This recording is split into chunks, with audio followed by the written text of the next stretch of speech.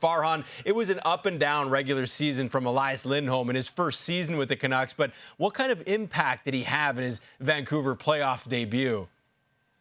Yeah, he had a massive impact. And I just heard from Rick Tocchet, who said that even when things weren't going well for Lindholm offensively, he was never worried. This was the game. This was the situation that they went out and got Elias Lindholm, and he absolutely delivered. Canucks trailing in this game, and he comes across the line, off the rush.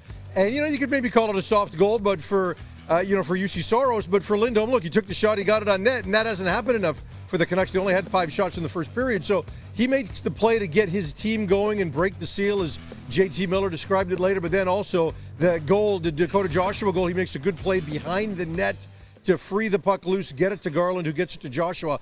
On top of that, he got the Ryan O'Reilly line matchup. And, we thought they might go back and forth with JT Miller and Lindholm in that line, getting that matchup, and it wasn't like that. I mean, you saw O'Reilly get the power play goal, but as far as 5-on-5 situations, the lion's share of those minutes went to Elias Lindholm, Connor Garland, and Dakota Joshua, and they delivered because O'Reilly was fairly quiet. On top of that, Lindholm came up with 5 hits. He was 60% in the faceoff circle. This was an absolutely complete game at a time when they really, really needed it. Yeah, and you mentioned how the Predators got out to a 2-1 lead after Ryan O'Reilly's power play goal. But after that, Farhan, the Canucks killed off 3 penalties to end the game. What stood out to you from their PK?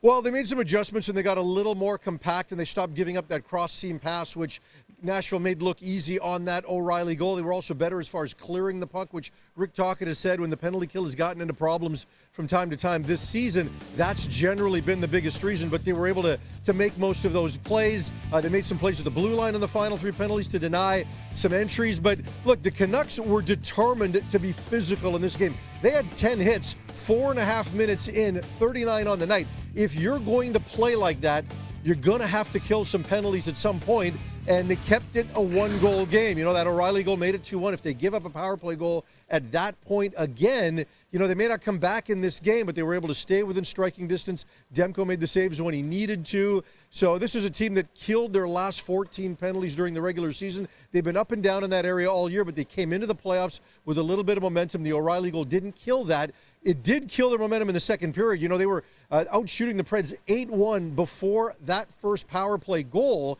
and it really kind of slowed them down a little bit, but they were able to get those final kills and then settle in again in the third period to eventually win this game. Yeah, and more good news for Vancouver. Nashville has never won a 7-game series. When losing game 1, they are 0-12 when that happens.